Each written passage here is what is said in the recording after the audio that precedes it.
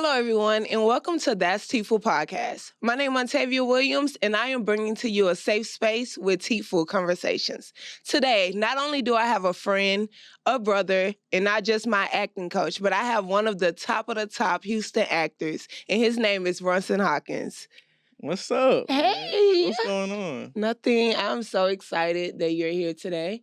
I really do appreciate you for stepping in my life and helping me with acting, and not only just with acting, with life situations. We always have good conversations when we talk. It's always a vibe. Yeah, for sure. So first, I would like for you to introduce yourself and tell us about your childhood and where and how you was raised. So what's up, guys? My name is Ronson J. Hawkins. I am an actor, director, poet. I sing.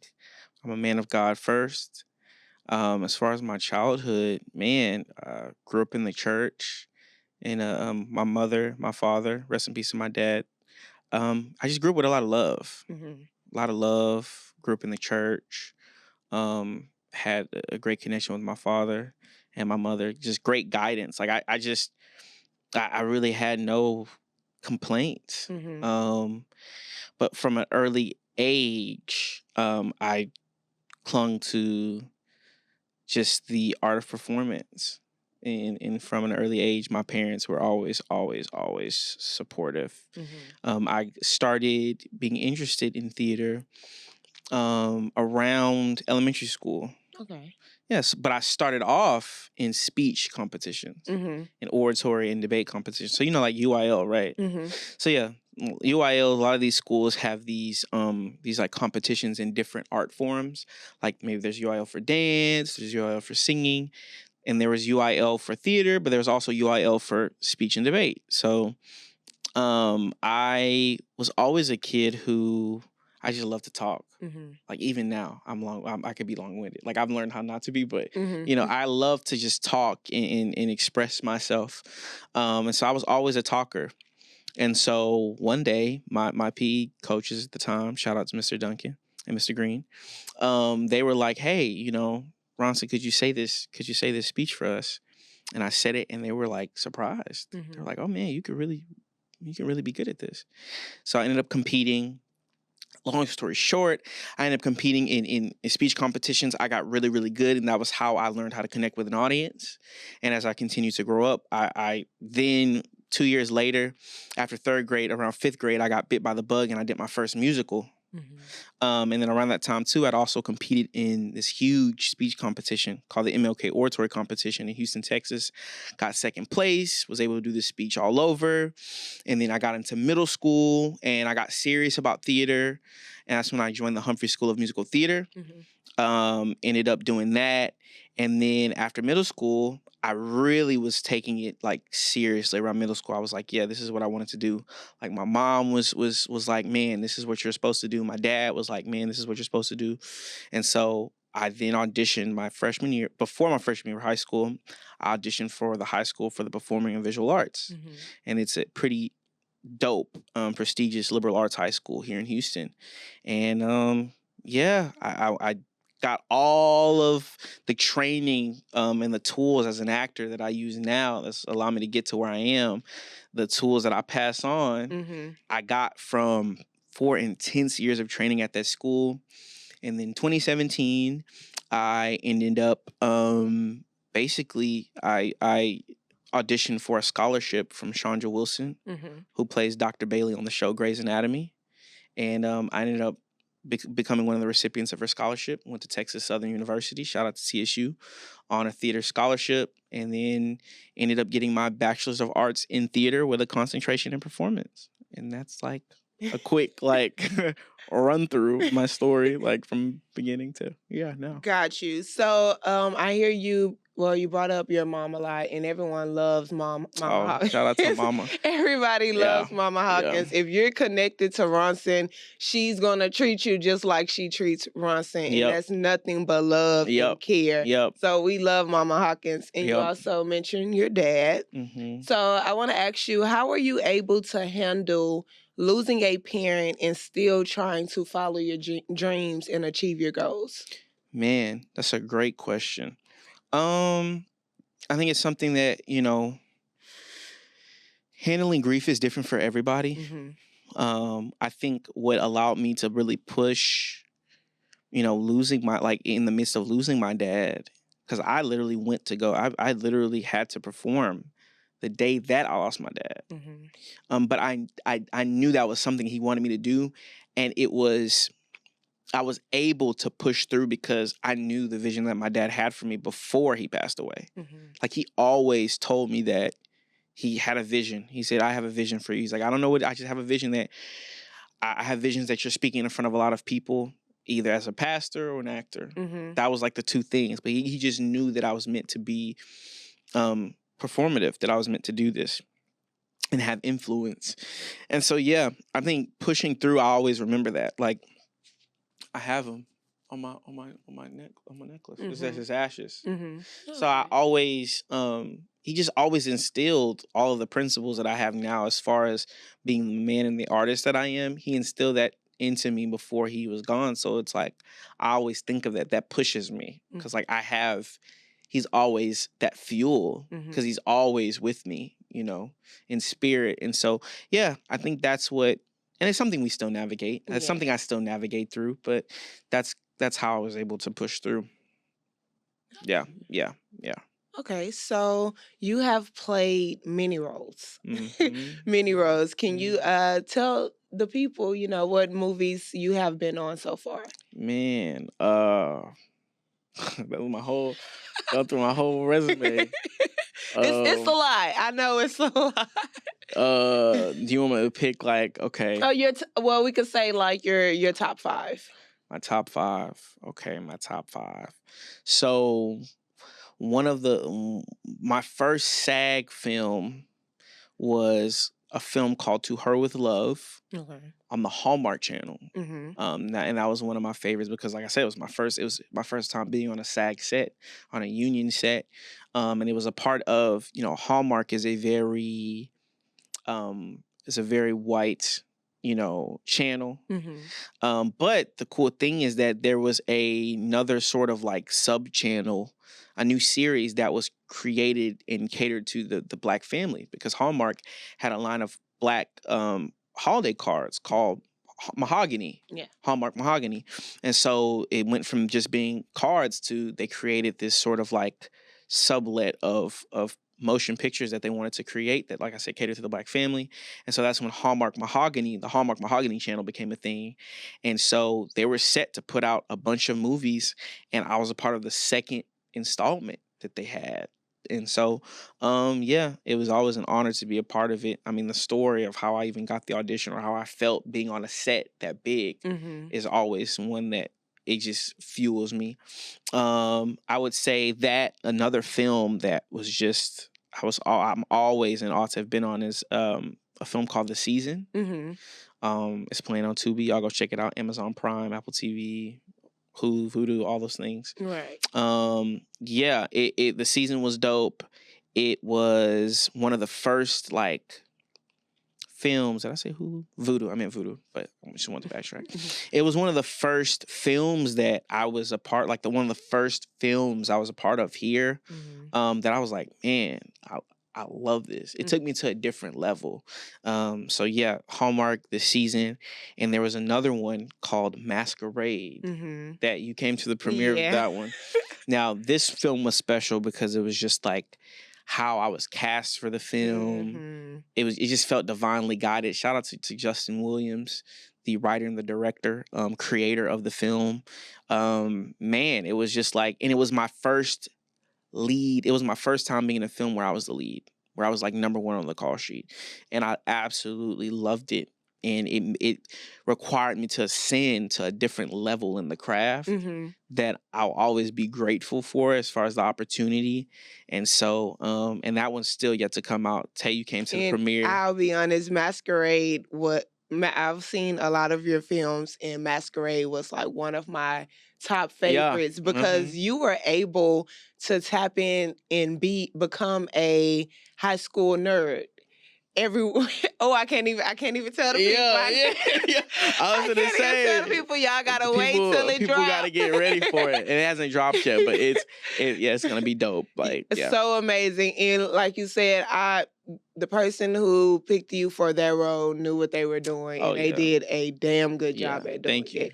So they gotta wait for it. They definitely gotta wait for it. Oh, and another one is Bash. That was another one. I was a lead again, and Bash was just a different. Shout out to Denise Monet.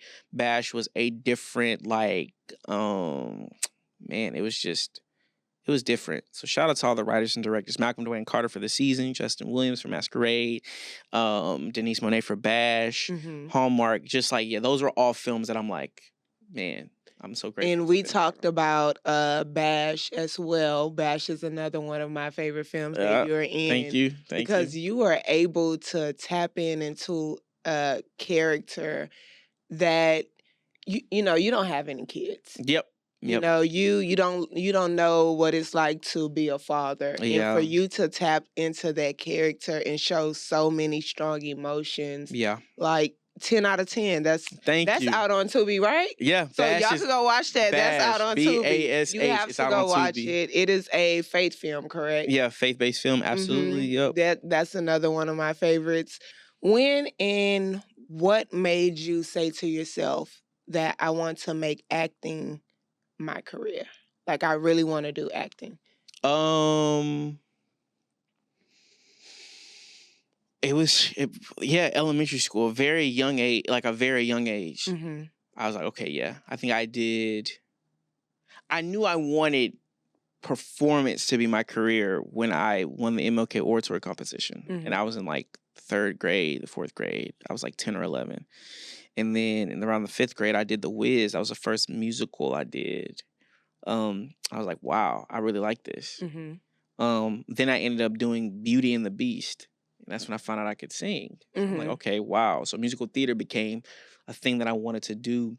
Even at TSU, there was a program called Yes Prep, YEP. And it was like a youth enrichment program, and I was in the theater department in that youth enrichment program, and I was young, and we did Gulliver's Travel, and I remember my mom just being so astonished of like me memorizing the script and like memorizing everybody's parts, and she was like, "Man, you were doing something that not everyone on the stage was doing. You were acting out. You were actually acting it out. Like, look." And so I think around that time, 5th grade, I got bit by the bug, and I was like, you know what? I like this. And then middle school, when I did the Humphrey School of Musical Theater, that was when a lot of my me wanting to do it was tested. Like, it was like, do you really want to do this? Because it wasn't just school anymore. It was an academy outside of school. So it was like rehearsals, training, musical theory lessons, dance lessons.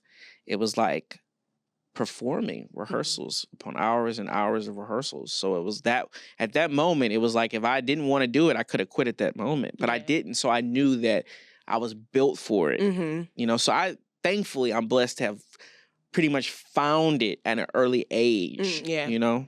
So that was when I realized, I was like, I want to do this as a career. Got you. Yeah. So we know in the acting industry, there's a lot of no's. Yep. And there could be a lot of yeses. Yep. So how do you take your no's? You just gotta be for the craft. My relationship with acting is just so deep. It's one of those things where very deep. It is. It's very deep. You realize, and I even tell you realize how much your love for something is tested when it's really all you have, or, you know, when there's just certain things that happen to really draw you out of the fakeness of it. Like, if you want it for the wrong reasons, rejection will really make you take a look and really make you think, do I really want this or not? Because it's not a quick come up. It's not a quick come up. It is not all the glitz and the glamour. It's not. If you're in there just for that, and you know, I mean, we would do tape after tape. You would train. She trained for a year, not just with me, but with other coaches before, and she just started booking. And it's like one of those things where she was prepared, but we also a thing that I also would instill in myself is there is no timeline to the journey. It got to a certain point where I knew acting for me was always something that it always made me feel wanted and needed from a young age. It was always my safe space. It was always the thing that fueled me and really brought me out of myself. And so because of that, because of the craft, I just realized that as far as reaching that stardom or as far as getting past that rejection, I would always tell myself, man, if I was 40, 50, and that's when I got discovered, it's fine for me. There's no timeline, because the craft, each and every time I do it, it's fun. It always makes me, I know that I'm doing my purpose. So I don't attach a specific outcome to it. As long as I'm doing what I love, then I'm doing what I love. And that's how you get past the rejection.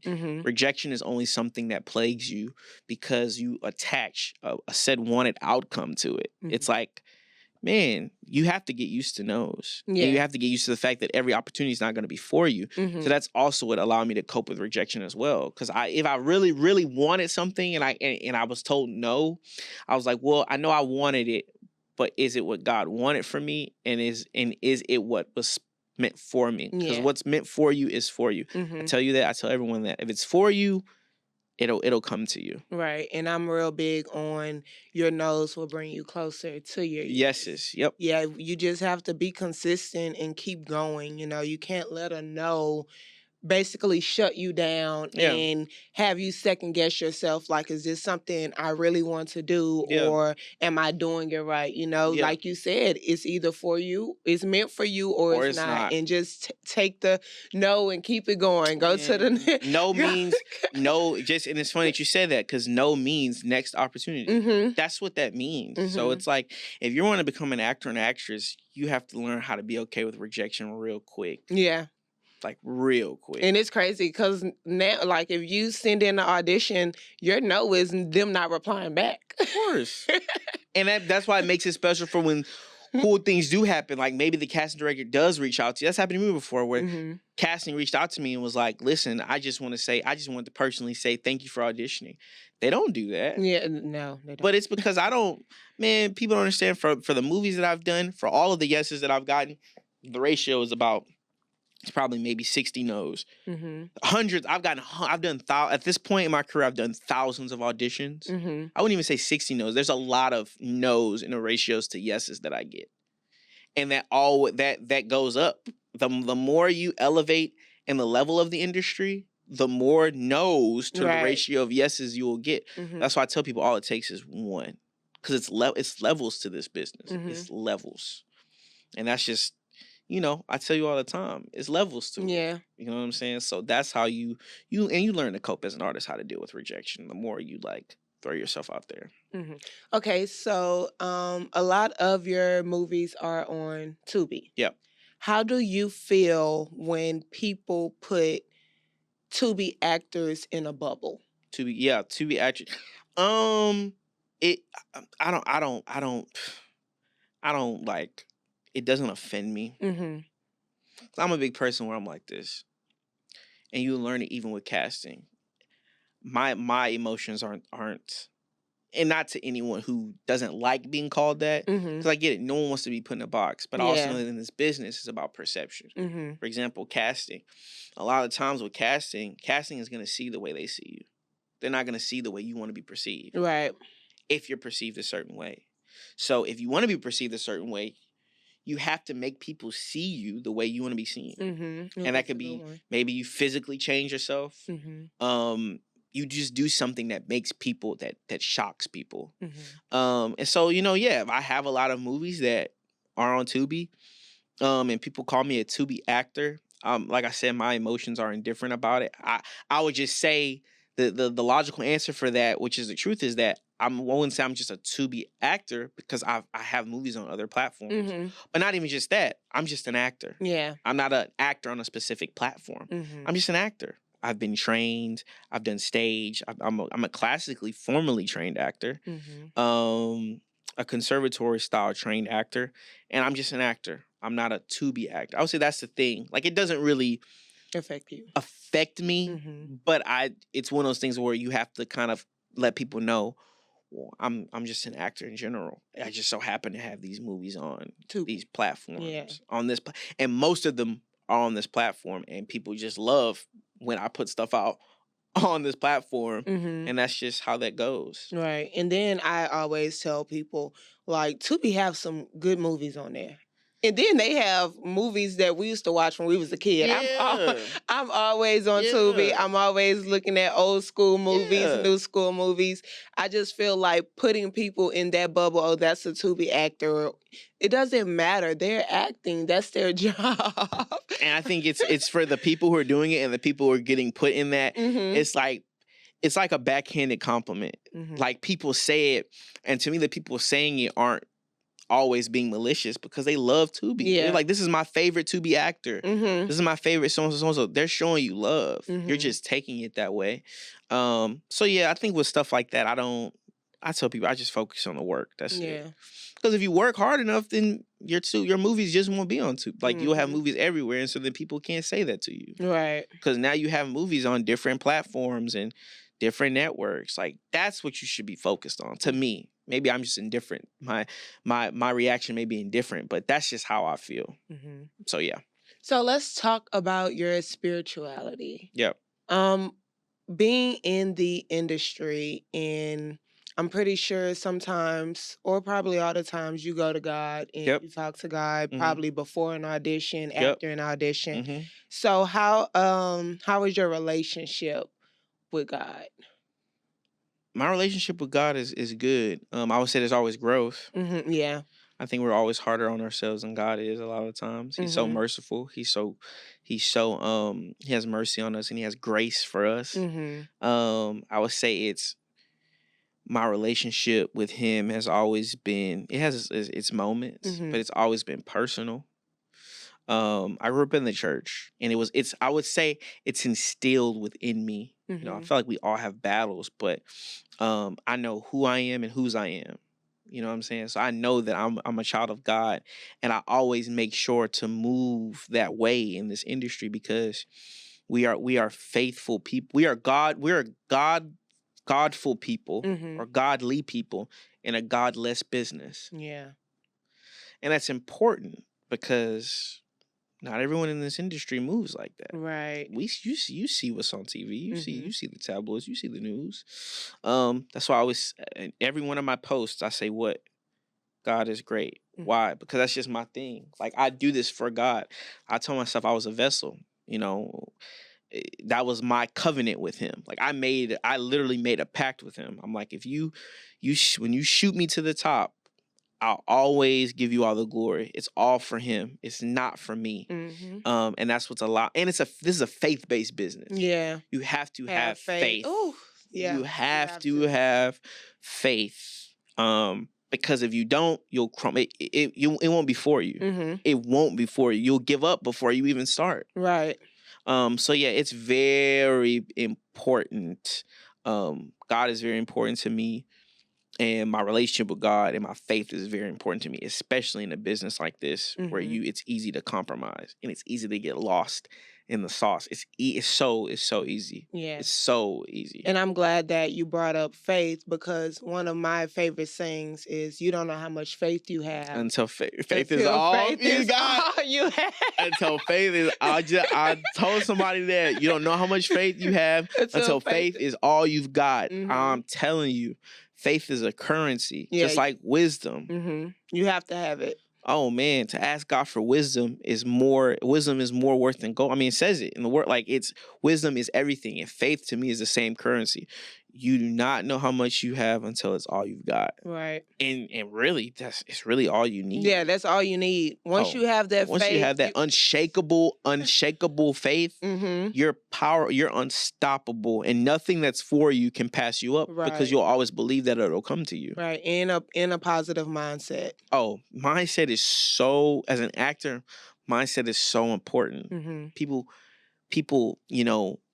pressure themselves with the technique. Of course, with acting, and it's a technical thing. We learn things. I even tell you, we learn all these things now. You're in a point now where everything that you've been learning and she's been prepping for a year. No breaks. No breaks. All foot on the gas. Not being in anything. Just for a year. Training for a year. Boom, boom, boom.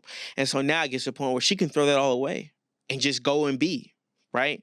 But that's just how it works. It's like you can throw all that away and just go and be. And I think that's just how it is.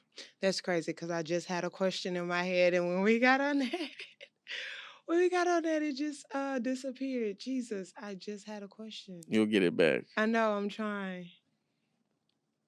Okay, well, we could talk about our relationship. So, I have been acting for a year. Yep. And it's crazy because we didn't meet face to face. No.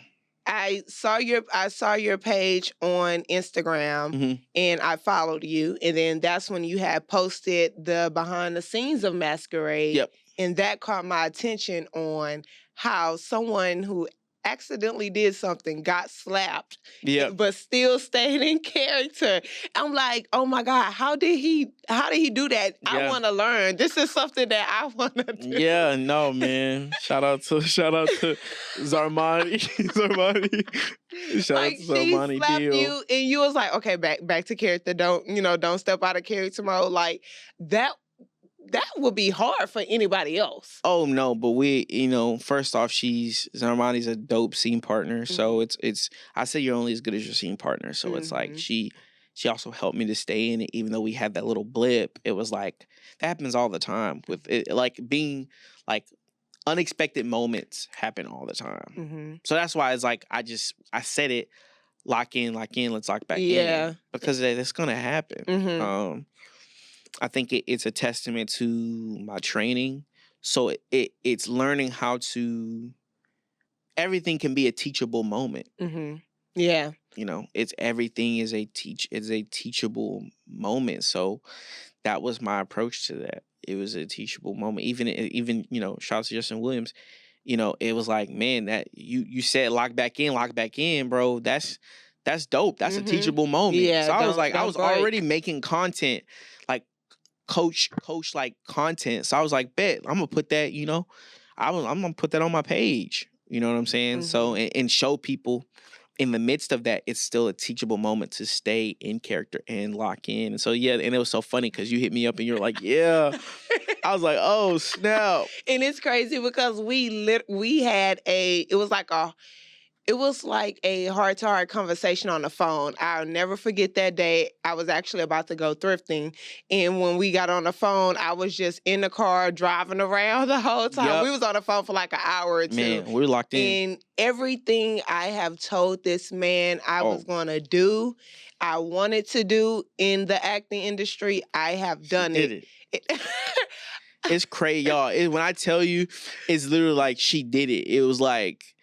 Because she had told me, she was like, I'm going to train. She's like, when I say I'm going to do something, I'm going to do something. That's what she said. That's just the type of person that she is. She's like, when I say I'm going to do something, I'm going to do something. I'm training with an acting coach right now. I want to coach with you. Barely missed a class. Barely missed showing up for both acting coaches. And was working at the time. And so it was like, we have life. But it's like, if you're going to do something, you're going to make something what you want to do. And so, she said everything. I'm going to train. I can't wait to do this. Was in LA training at one point. Made into the advanced acting class when she was training in LA. So I'm like, bro, everything she's told me, she's done. So it was just like, she was such a great student to lend herself to the craft. But no, from that moment, we really just prepped and grinded. Like we would meet at Texas on the Texas Southern campus. And we would just didn't matter grind. what time didn't he matter told what me to be time there. I was she'd be there. We'd get scenes, we'd get monologues, and we would just prep and we would just go over it, and we would do improv. And the scene, like the way we would do improv was just like it was developing her artistry. Like it was developing her artistry. And we were doing it all in that room. And I appreciate you so much because you got me out of my comfort zone. Like it was some roles that I had to play, and he'll be like, think about when this happened, or think about when you did this, or how would you feel if you would have done that. And it was times to where I was opening up to you, telling you all about my little college life, love life, and business. For real. I tell people just to tap into my character. Oh yeah, like I tell people it's psychosis. Like, I would say it's like a therapy session. Like you have to really tap into life. Yeah. Life is connected to being an actor. Mm-hmm. Like you got to live life. Mm-hmm. Don't live life to give to your art, but you won't be able to give to your art unless you really lived life. Don't deprive yourself of that. Oh yeah, we was talking about all that stuff. Like we got really close. Yeah. And it was a shift though, because she would dig into that, and what was needed, she would pull from that. And then we had arguments in character. It made me think about that one time. It was just really, but it was, at the end of the day, it was training. It was preparation. And yeah, it's tools in your actor's toolbox. So what made you say, okay, I still want to act, but now I want to teach people. I want to coach people on how acting is. Yeah. How everything is in the acting world. So basically, shout out to Willie Durden, who was my acting mentor. He was one of my first college directors at Texas Southern. And me and him, I love him so much, and we've always been close. And one day I was just out on the beach in Galveston with some other film friends, and he called me, and he'd always been pushing to me the idea of going to graduate school. And so he was like, go to graduate school, because he had said, it gets to a certain point in your artistry, to where you give back. You give back. Like the best knowledge is knowledge that's shared. And so he was like, you go to graduate school, you get your master's in this art, and then you get a chance to give back and teach. There's ebbs and flows in the industry. So he was like, when you're not, and that's what got me with that mindset of like, I just want to do this for the rest of my life. Of course, I want the capacity where I can make money, but he also told me that there's ebbs and flows. Yeah. So it's like, it is what it is. And so he was like, maybe when you're not acting, you could teach. But he did say that I had the favor of teaching. And it goes back to my faith. I've always had that. I've always had that from when I was a young kid. I would preach sermons when I was in the youth church. And a lot of my mentors in the church would bring me in to help them with preaching, with lessons and stuff. And they just always, I even took the spiritual gifts test. That's I tell people, I urge people to do that. It's pretty cool. It's the way you learn what that is. And mine was always shepherding. Like it was always some sort of teaching and guiding. Even my mom said it. So when he told me, it was like a confirmation that just was the straw that broke the camel's back. It was like he was like, just teach in some way, shape, or form. And I've been thinking about it. And it's about having that faith. Sometimes we have fear of diving into things because of what can be said. Sometimes we don't always think we're equipped. Right. But I know wholeheartedly that God equips us. We have to leave that job to Him. Yeah. And so Mr. Durden told me that, and so then I said, I ended up being on the set of Masquerade. And another confirmation was the amazing actress Destiny Washington, who played my mother in Masquerade. She has her own acting studio in Dallas. Shout out to her. I got taped, and she was on set with me. That was my first time working with her, and I was like, oh man, she's an acting coach. This is my time to really tap in and kind of get an understanding. And so she took me under her wing and was a mentor in that space and kind of guided me into getting into that space. And so, yeah, I was like, you know what?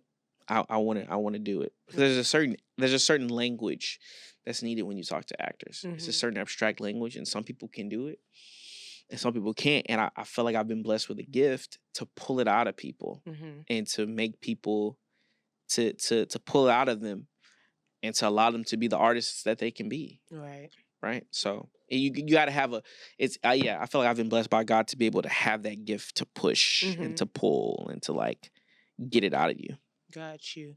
Okay, so before we leave with that Teaaful podcast, we always do what's tea? What's something next for you? So I want you to spill it to the people. Give us some tea. What's something next for Yeah, me? what do you have next coming up or coming out?